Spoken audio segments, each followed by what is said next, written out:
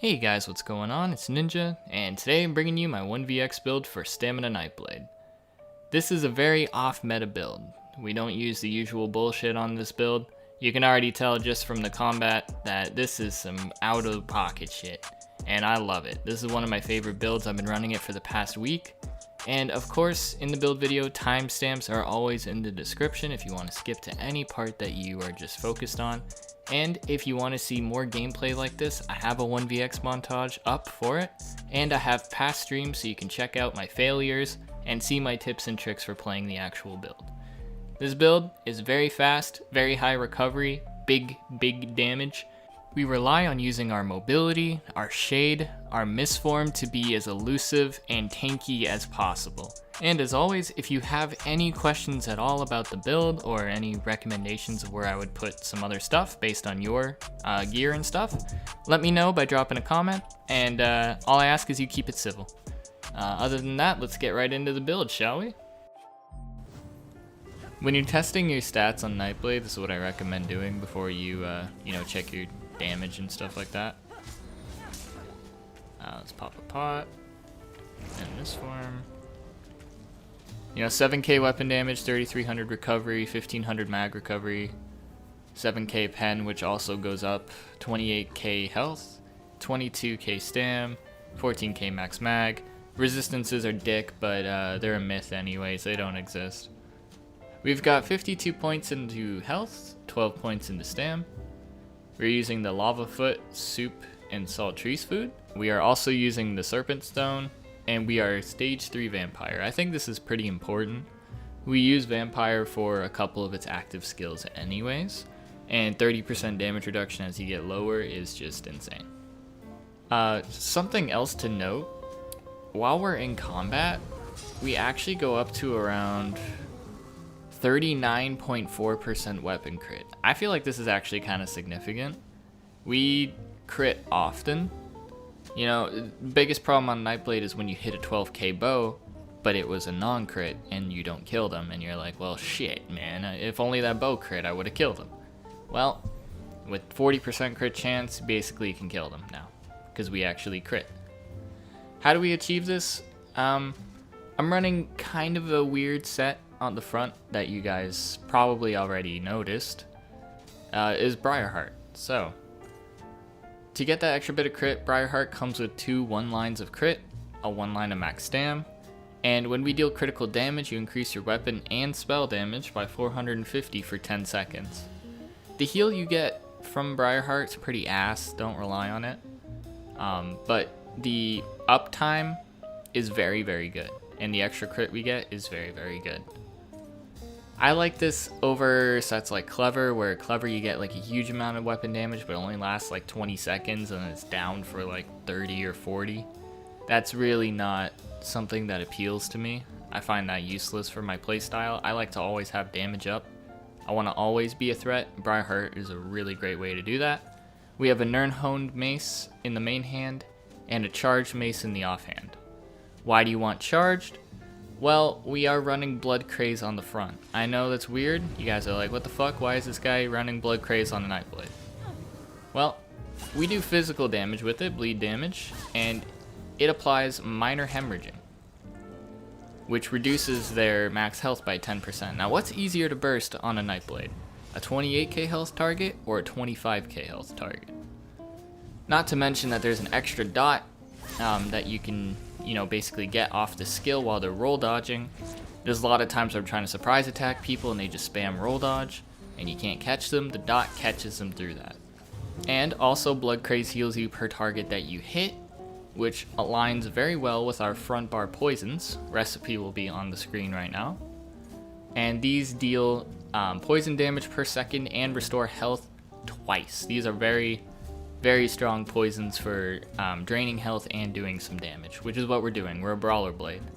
If you don't want to run poisons, you can always just run a shock and a disease glyph. You already get sundered from your surprise attack, so you don't need an absorb stam chant here. You can get minor defile from the disease glyph and minor vulnerability for a little more burst on the main hand. Back bar, we're using the Vatran Greatsword. This build came down to choosing between a mythic and a arena weapon. And you could run something like Markrin. If you wanted to, you could run the other set that we're running on the back bar and run Markrin on the body. But I think Vate is a little more value for me. Markrin would give us 200 weapon damage and 2k armor versus Vate, which is 300 weapon damage fully stacked and a free like 3k burst in AoE in actual gameplay. So I find that burst and the passive weapon damage more valuable than Markrin. But if you want to go Markrin, you know, we're running Wretched Vitality on the body. You could easily put Wretched Vitality on the back and put Markrin on the jewelry. This is a great sword in defending. For the monster, we are running Balorg. This is probably the most stat-dense offensive monster set that you can use. This is a very, very good set. I wouldn't really swap this out. Even with Magma, like, you don't really need Magma. And then, of course, talked about it earlier, but we have Wretched Vitality on all 5 body pieces. This set is amazing. I love it. You don't technically need it, but it goes very well with our general playstyle and our race. We go a sustain set on the body, and we go a damage race as our preferred race. We are using an Orc. Orc gives us 1000 max stam, 1000 max health. When we deal damage, we heal, and increase our weapon and spell damage by 258. It also makes us a little bit faster when we're kiting ball groups, and reduces the cost of sprint. Also go Imperial. You could go Dark Elf if you wanted to. I don't really like Dark Elf, so I don't go Dark Elf. I don't like it. I know it's a random race plug, but that's what we're doing. Armor trait wise, we are in 6 medium and 1 heavy. You could go 2 heavy. You could go 1 heavy, 1 light, 5 medium. Just make sure you have 5 medium at least. And then you can change around the extra traits depending what monster set you like. Wretched Vitality is a craft set, so you don't have to worry about grinding this. The only thing you have to worry about is getting Briarheart jewelry and weapons. On the jewelry, you're going to want 1 infused necklace and 2 swift rings. 2 swift I think is important. You could probably drop 1 swift since we're orc, but I'm never complaining about extra speed. Speed is king. Going into the skills, this is where stuff gets a little bit weird. I've got some supporting clips to help show, you know, how good these skills are in combat. And the first skill we're using is Mistform. We aren't Azilla Blade. We can't, like, you know, go invisible with Kalurians and just gank people to do all our damage. So if we still want that buff of 300 weapon damage from going invisible or entering Mist, we have to actually run Mist. Mist is also really good because we can tank out meteors, we can take out alt dumps, and if you already have your shade down, yes, we're running shade. Let's say you're about to get alt dumped over here.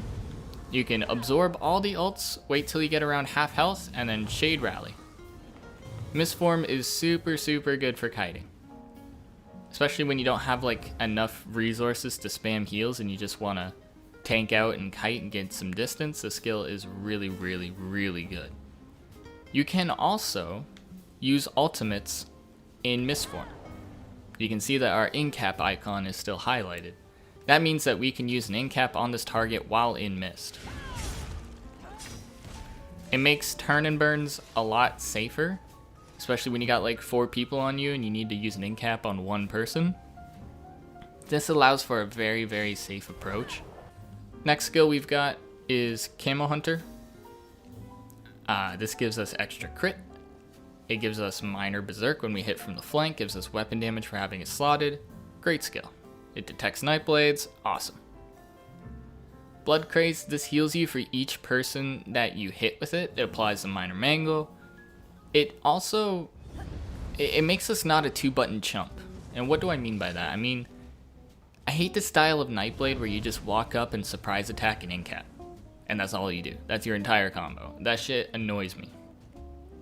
And there's times when I'm trying to line up burst on a target and I'm surprise attacking them to whittle them down a little bit. Like, let's say they have like 30k health and I just can't burst them from full health. Then I'll surprise attack them a little bit to get them to like 25 or maybe 20. But a common problem is that sometimes when I'm surprise attacking from the front, it accidentally stuns them. See, like even if you're just like this, that sets off balance and that stuns them. And your stun timing is very crucial to killing people. So what's an alternative that you can use? You can use Blood Craze. Blood Craze will whittle them down, apply some dots, that'll chunk them, and then when you think they're ready to get slaughtered, that's when you go and you incap them. Makes this not a 2-button jump. For each person you hit with this, you're also going to get a tick. Combining with the orc heal that we get, even though it's not massive, it's still something. And then with our drain poisons, just spamming Blood Craze, we can get a lot of health back on a lot of targets. So you're generally going to want to go in, hit people with a couple Blood Crazes, and then apply your heals, and then get ready for, you know, your misform incap bow. That's usually how you want to do it. Next skill we have is Surprise Attack, best spammable in the game, you know, it's Nightblade. Relentless Focus, this is your bow proc, hits very hard. They changed this skill recently, so it gives you 60 weapon damage per stack, up to 300 at maximum stacks. Every time you burst, you want to make sure you have this up. This is a lot of extra burst, it's just a big damage boost overall. It's like another misform bump. You can see with just bow and misform Briarheart, we were at 6,800 for a second. Always try and have this buff up if you can. I know sometimes it can be hard with like 4 people on you and you're trying to weave in heavy attacks. A good thing to know with this skill is that heavy attacks will give you 2 stacks and light attacks will give you 1 stack. And if you look on the ability timer, you can see that my bow has 20 seconds left with a 5 in the top right. With the new add-ons and stuff that they added to console, it actually tracks how many light attacks you are into your bow. So you can launch it, 1, 2, 3, 4, 5, right? You can also kind of pre-fire it if you're counting it right while in combat. Let's say you apply your bow, launch it at this guy, 1, 2, 3, and then wind up a heavy bow. You can pre-fire it kind of like that. That's how you want to use your bow, and you can use that in conjunction with your incap and other things to really rip somebody's hairline off. And then getting to our choice ultimate, a lot of you are probably wondering why I'm using incap on a 1vx build. This is single target, but it really chunks single target, and with the amount of healers and shit going around, if you don't have enough damage to pop somebody, then you're basically just kiting a Zerg for 20 minutes, and that isn't fun for anybody. You want to actually kill people, and incap is a really good way of at least, you know, guaranteeing you're going to kill someone. We also have Soul Tether on the back bar, and Soul Tether works just fine on the back bar. This is basically like having 2 ultimates. Soul Tether works very well on the back because half of the time when we're going to turn with Soul Tether, it's when we have 3 or more people on us and we have our bow proc up. So if you still want to use Soul Tether, we got our bow proc, see? What you want to do is lead people into like a little kind of area like this where they can't really move much, a choke point. And then Soul Tether, bar swap, bow. And then go into killing them, go ham, right? So this, having Soul Tether on the back means that we don't need to have an AoE ultimate on the front, and we can run incap because it's cool as fuck. Moving on to the back bar, we've got Resolving Vigor. This is your heal, you know, it's Vigor. Not much to say about it. Dark Cloak, this got reworked recently, and it is pretty good. Just having an extra hot to layer on with Vigor is just so much defense in its own. And it also gives you minor protection for having it active. This is the best way to proc Wretched Vitality. I mean, Wretched Vitality is going to proc just from, you know, being in combat, but it'll proc both at the same time. We've got Shadow Image as the third ability. And this skill is the best skill in the game, in my opinion. Like, just for Nightblades, just for... Like, this shit is so dumb. You can juke out so many people with this skill. My best tip for using it is every time that you're on the back bar, if your shade is not down, you put it down.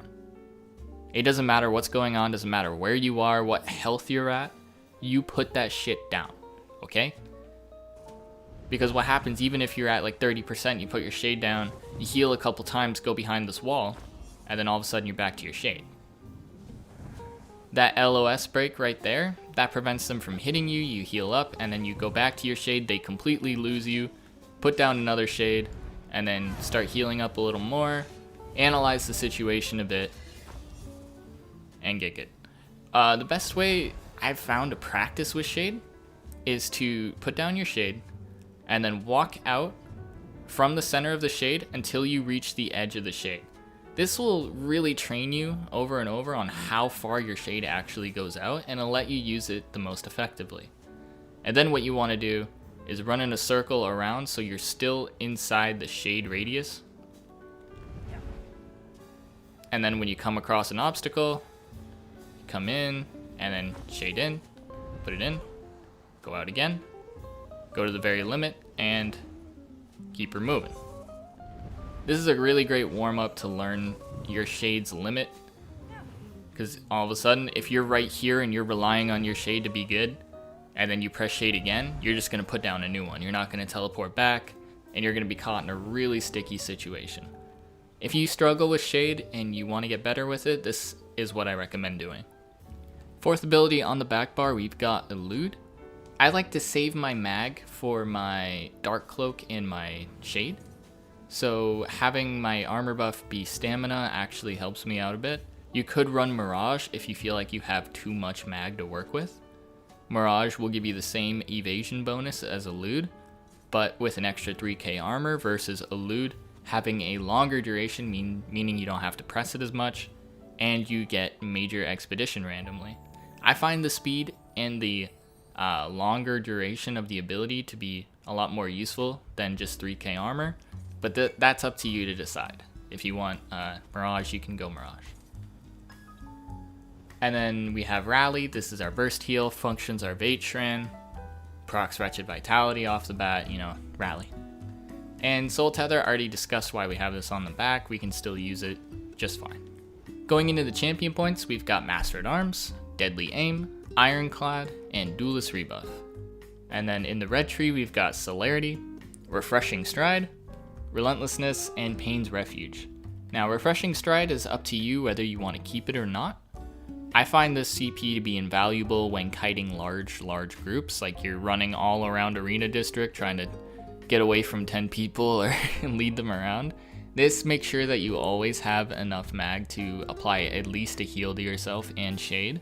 If you find that you're in a little bit smaller situations, like 1v5s and stuff, you're not like trying to chase big groups and troll them, then you can use Survival Instincts or Slippery. Slippery I would recommend more than Survival, but up to you. Mostly because this game doesn't fucking work half the time, so a free break free just, it's a lifesaver. So that's the build, ladies and gentlemen. That's every detail I can give you about it. If you enjoyed this video and found it helpful for your own Nightblade, be sure to like and possibly drop a sub if you want to see more content. I'm streaming more often now, a little more often because I have less school to worry about. And yeah, just chilling. Love this build. Hope to see y'all out there in the streets. Let's revitalize IC a little bit, okay? Alright, goodbye.